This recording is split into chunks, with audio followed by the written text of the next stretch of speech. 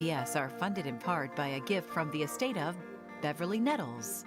For more information on how to include Arizona PBS in your estate plans, call 602-496-8888. Coming up next on Arizona PBS, Life and World. The classic story of Anne of Green Gables returns. She's our girl, and we're very proud of her. And this time, there's some good news. You won the Avery! I did! With a scholarship, you can go anywhere you'd like. And some bad news. Matthew, the Abbey Bank is shakier than ever. We stand to lose Green Gables. We are not selling. Anne! What happened? Anne of Green Gables, Fire and Dew. Sunday night at 6:30 on Arizona PBS.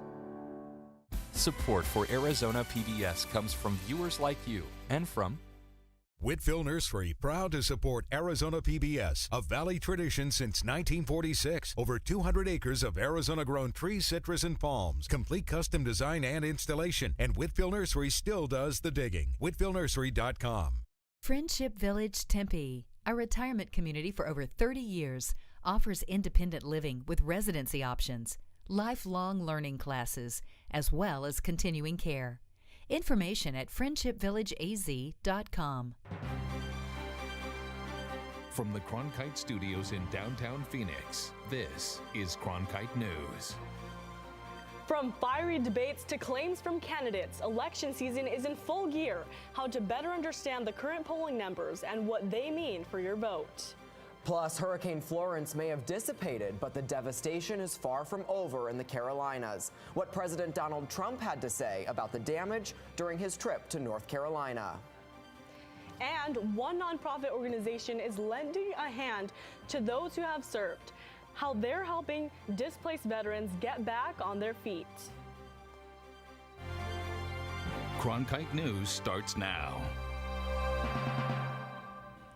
Good evening and welcome to Cronkite News on Arizona PBS. I'm Bryce Newberry. And I'm Jennifer Alvarez. Thank you for joining us.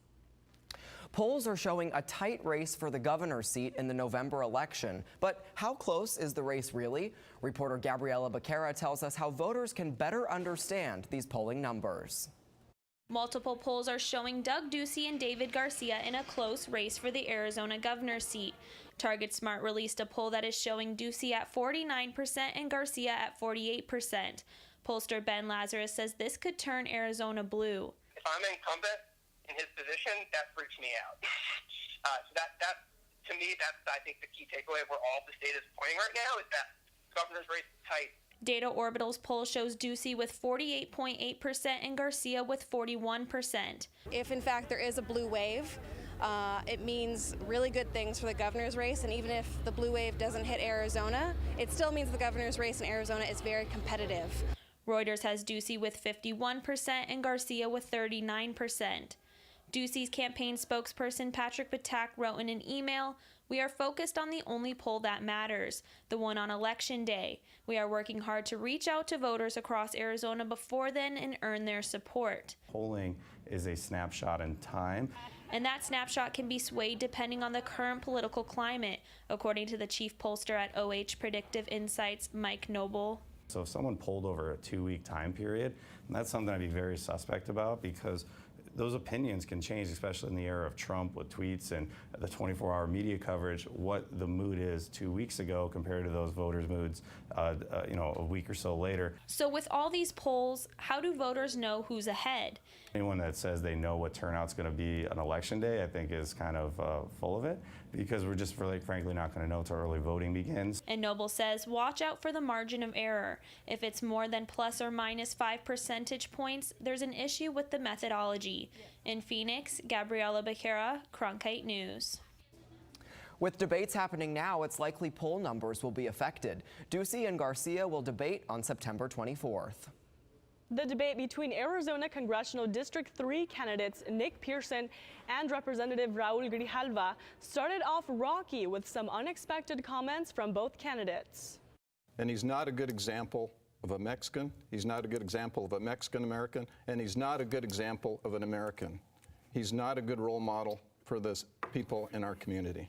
My heritage, my Mexicanness, is not something that I put up for sale or barter in any political election. That's part of my being. You know, if Mr. Pearson cares so much about this district, he should probably live in the district that he chooses to want to represent. You don't live in the district. That's right. I live close to the district, and I've been working in the district for many years. And in fact, many people in the community tell me they've never seen the congressman.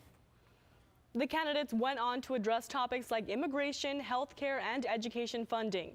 Meanwhile, more debates are set for Arizona Horizon. The candidates for Corporation Commission will debate tomorrow night. You'll hear from Congressional District 6 candidates on Friday. Then on Monday, Governor Doug Ducey will take on challenger David Garcia. All of these hour-long debates will be right here at 5 p.m. on Arizona PBS. Now the latest on Supreme Court nominee Brett Kavanaugh and the woman who accuses him of sexually assaulting her decades ago. This morning, Senator Jeff Flake tweeted a plea to Dr. Christine Blasey Ford to testify on Monday as scheduled. The Republican chairman of the Senate Judiciary Committee also offered Ford's lawyers a letter to have his investigators interview her whenever she wants. Chairman Chuck Grassley's letter says if Ford intends to testify, she must submit a written testimony by Friday morning. President Trump visited the storm-ravaged Carolinas nearly a week after Hurricane Florence made landfall. Trump was there to assess the impact of the hurricane as thousands of evacuees wait to go home. At least 37 people died in 3 states. Entire communities have been taken over by rising floodwaters, and FEMA has described the situation as extremely critical. But Trump said first responders deserve a lot of credit in tough conditions. We're doing very well there, but the rivers are cresting. They're just starting to crest. We're really just going to say hello to all of the folks from FEMA, the military, the people that are working so hard. Some areas along the Cape fear little rivers have started to rescind their evacuation orders as officials determine that the rivers have already crested and are now receding.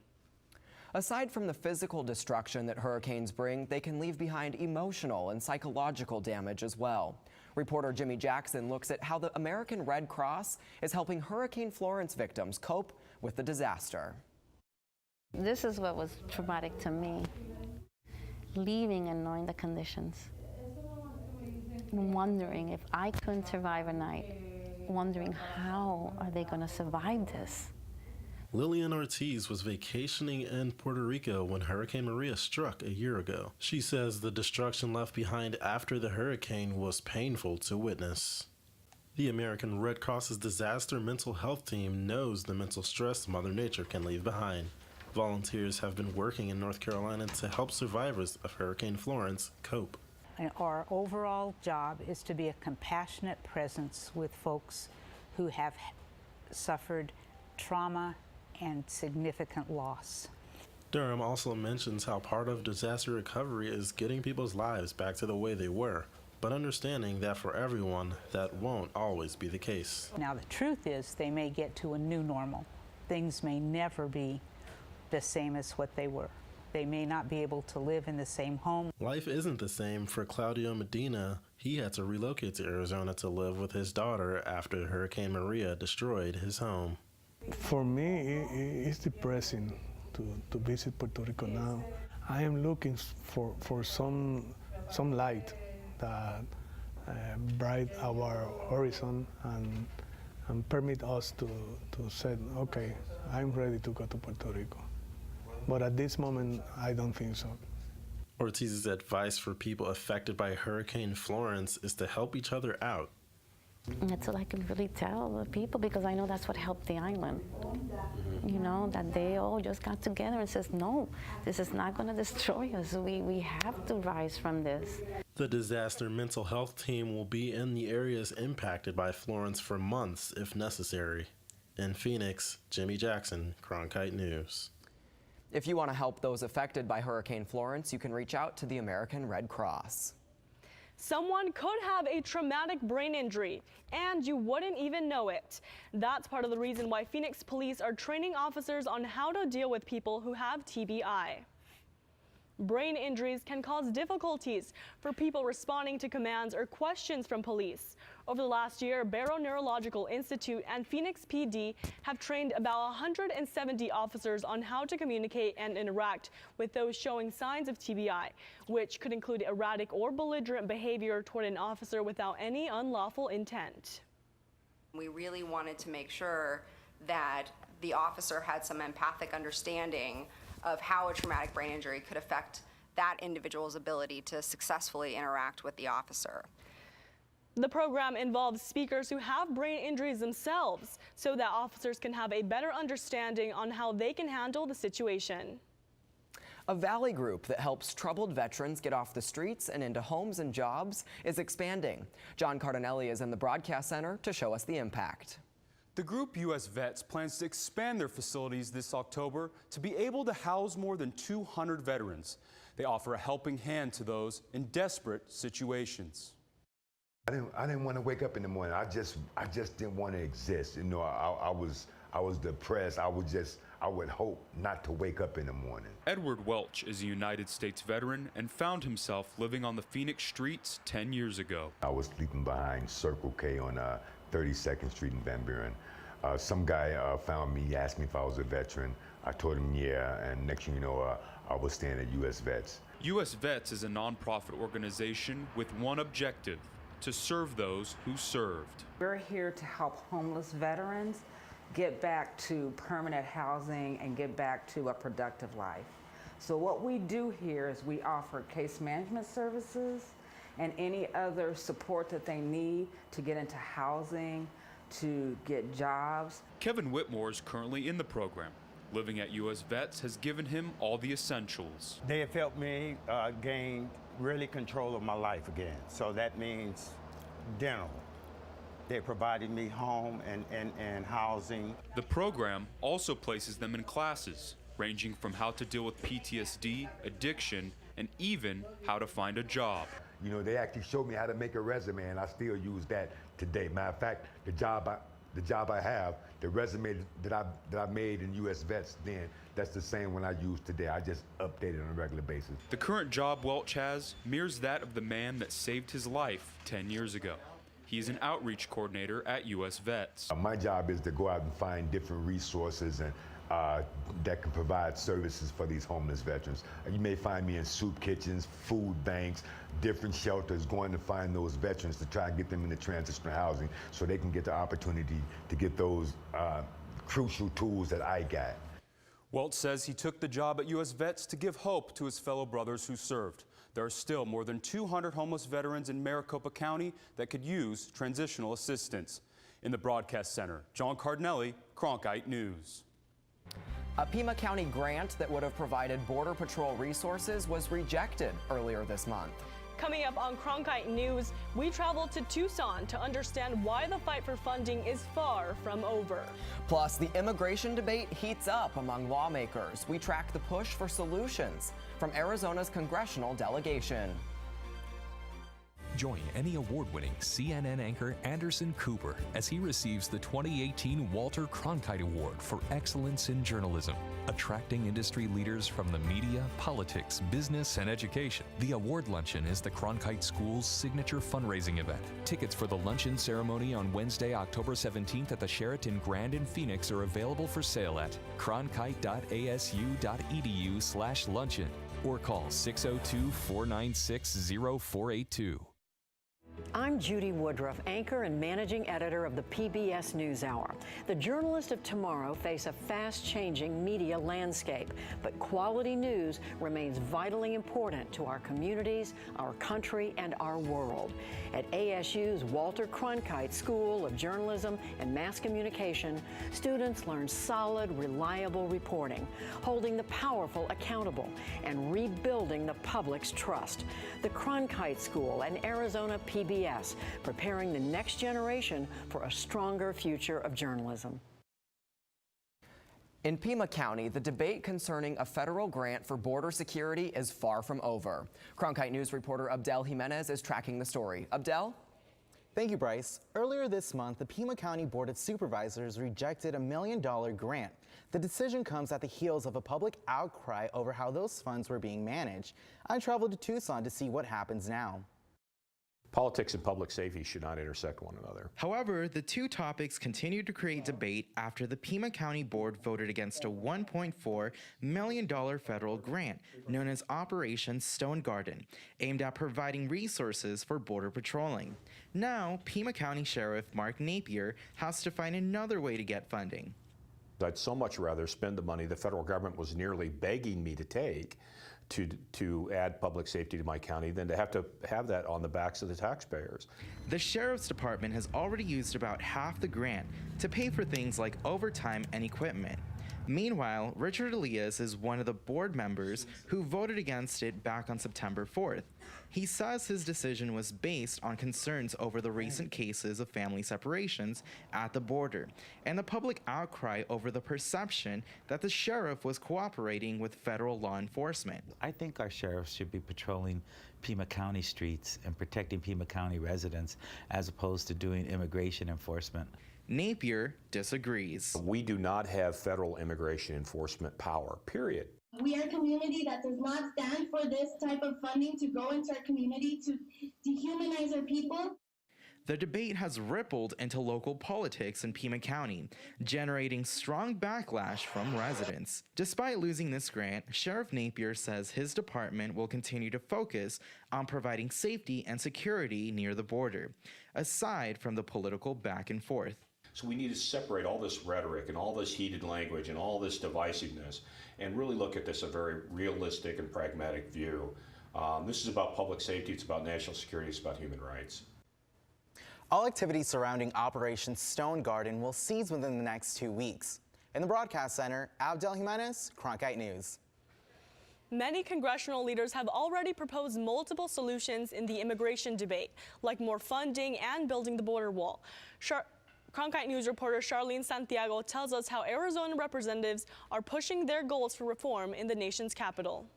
Come with my Border Patrol agents in Arizona. That wake-up call on immigration came recently from Arizona Congressman Andy Biggs and other House Republicans. This is necessary. I need everybody's support for this bill. Biggs introduced a bill in August that would create a fund to complete the border wall. We got to fight the establishment who doesn't want to see a wall built. They don't want to see internal laws enforced. And he's not alone. Common sense immigration reform. Pinal County Sheriff Mark Lamb supports legal migration, but as a sheriff, he says he has to worry about his county's security. We're all dealing with drugs coming into our communities, human trafficking. This doesn't stop at Arizona. 40% of all illegal drugs do come through our Arizona border. We take this very serious as Arizona sheriffs. But Sarah Pierce, an analyst with the Migration Policy Institute, says not all immigration is a threat. Well, I think it's a mistake to paint immigration as a security threat and an economic threat to the United States. There's broad agreement that immigration, especially well-managed legal migration, is beneficial to the U.S. economy, the U.S. society, and really our country as a whole. Arizona Representative Raul Grijalva agrees and says the best answer to border security is not more walls, but better gates in the walls we already have. Grijalva says we should shift towards modernizing our port of entry instead of, quote, pontificating over a ridiculous, divisive, and expensive border wall.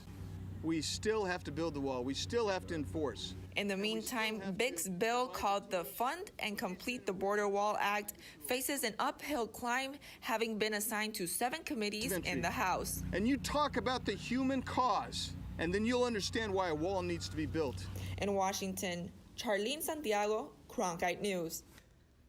From ladders and appliances dropped in the middle of roadways to little pieces of litter. Trash around Phoenix is piling up. Coming up on Cronkite News, a look at how much it's costing taxpayers to keep the highways of Phoenix clean. Rainfall has made its way to the valley for the first time in weeks. But how long are these storms going to last? I'll tell you when you can expect those clouds to clear out coming up. As journalists at Cronkite News, we report on stories that matter to you by focusing on the local impact. We dig deeper and work tirelessly to keep you informed. Live in Wickerburg. Live in Los Angeles. In Cleveland. In Washington. In Louisville. From Jerusalem. Live in Philadelphia. From around the world to right here in Phoenix. At Cronkite News, we report the facts and stick to the truth. I'm Ted Simons, host and managing editor of Arizona Horizon. The 2018 election season has arrived. Join us for primary and general election debates.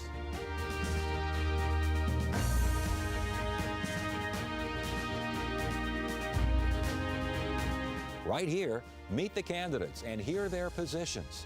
Arizona Horizon, your source for what matters most this election season. Only on Arizona PBS. You might start to see a new campaign for a persistent problem along Arizona's freeways, litter. It's costing taxpayers hundreds of thousands of dollars more this year to keep roads clean. A mattress, a tire, and scrap metal. These are just a few of the things you may see driving along Arizona's freeways. Don't secure your mattress with your arm. You know, it doesn't make sense. You're going to lose it, so you're going to have to pay for a new mattress. You're also going to make it dangerous for other people. All those mattresses add up. It costs the state more than $4 million a year to keep about 400 highway miles in the Phoenix metro area clean. Most of us treat our individual homes with respect. We should treat our collective home, the state of Arizona, with the same respect. So Arizona is not your ashtray, Arizona is not your junkyard, Arizona is not your trash can, Arizona is our home. Love it, don't trash it. That's the message of a new campaign by the Maricopa Association of Governments, after more than 80,000 bags of litter were collected in 2017. You might think the big problem is the mattresses like the ones you see behind me. But actually, officials say the big concern is trash only the size of my pinky. Cigarette butts are one of the most common types of litter, but they're small and hard to get rid of. Cigarette butts have 165 poisonous chemicals in them, so that can leach down into the water supply, which can impact health and the environment. The Maricopa Association of Governments says survey results showed a large increase in the number of people who threw out cigarette butts. We live in the Sonoran Desert, which is one of the most beautiful and unique places in the entire world. So we want to love it and cherish it and not trash it. Officials told me all this litter adds up to about 855,000 pounds a year. If you see someone littering, you can report a violation at don'ttrashaz.com. Our cloudy skies and scattered showers are finally dropping us out of the triple digits. Haley Brand is in the Weather Center tracking the forecast. That's right, it's a rainy day here in Phoenix, but it's a welcome change. It's the first time we've seen any rain since September 3rd. But with those storms, there's going to come the possibility of dust storms and even flash flooding later on tonight. But these storms aren't going to stay with us long, as it'll dry out by this time tomorrow. Taking a look at where those storms are right now, you can see that monsoon moisture is rising up from the southern part of the state. A lot of those storms focus now in the southeast parts of Phoenix, dropping massive amounts of rainfall as we prepare for the weekend. But this rain isn't going to stay with us long. It's going to move out towards the eastern part of the state after it drops about a quarter inch of rain later on tonight. And this rainfall is going to bring lower temps here across the state. We won't even reach triple digits tomorrow, where they're going to top out around 98 degrees, 93 over in Casa Grande, and even cooler temps up in the high country. And we're going to keep that trend of low temps going into the weekend. We won't reach triple digit temperatures again until Saturday, and we're going to remain relatively cool for this time of year going into next week. In the Cronkite Weather Center, I'm Haley Brand. A good deed always goes a long way, even more so in a time of need. Coming up on Cronkite News, Cardinals superstar Larry Fitzgerald supports a Valley family in business after discovering some heartbreaking news. I'm Matt Berry, ESPN Sports Center anchor and graduate of ASU's Walter Cronkite School of Journalism and Mass Communication. With its bachelor's and master's degrees in sports journalism, the Cronkite School is preparing the next generation of sports journalists to tell stories that matter, stories that excite, inspire, and inform. Cronkite immerses students in covering sports at all levels in one of the country's top sports markets. It's this hands-on experience under the guidance of award-winning sports media veterans that shape the top journalists of tomorrow.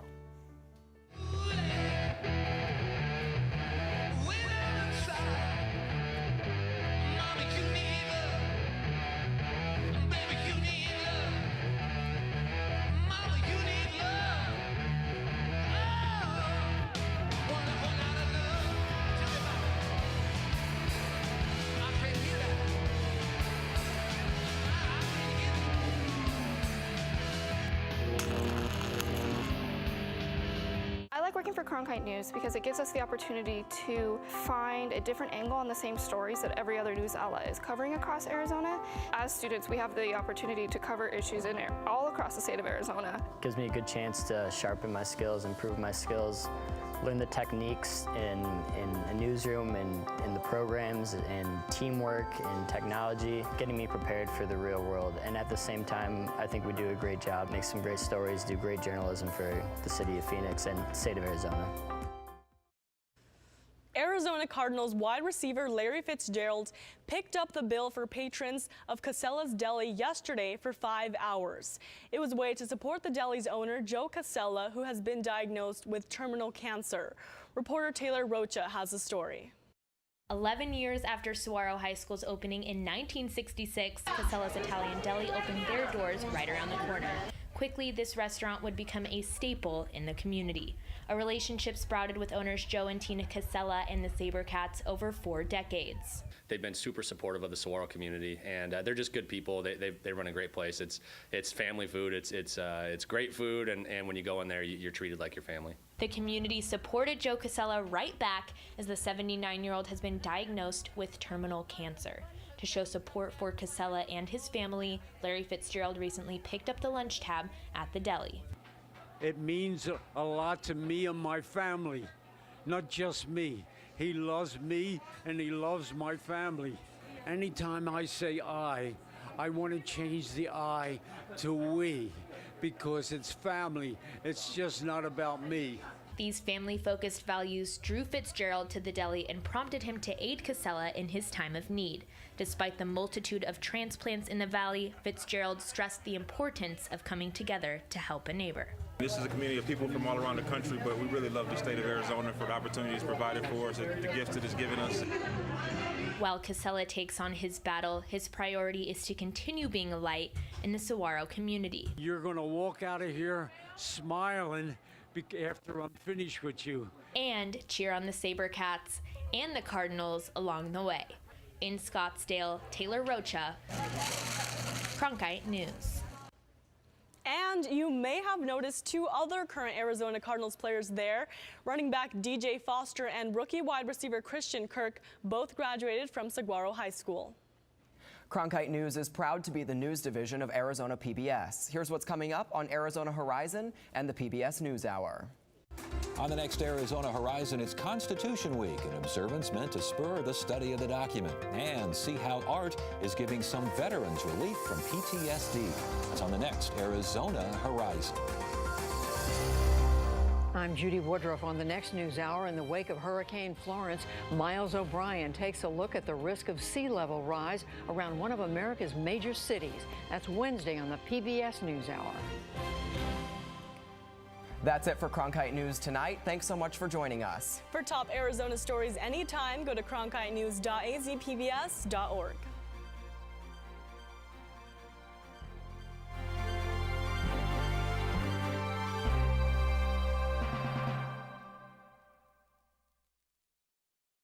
Support for Arizona PBS comes from viewers like you and from Support comes from Arizona Business Bank, a CoBiz financial company, providing personal service and experienced bankers for your business and personal banking needs. More online at azbizbank.com.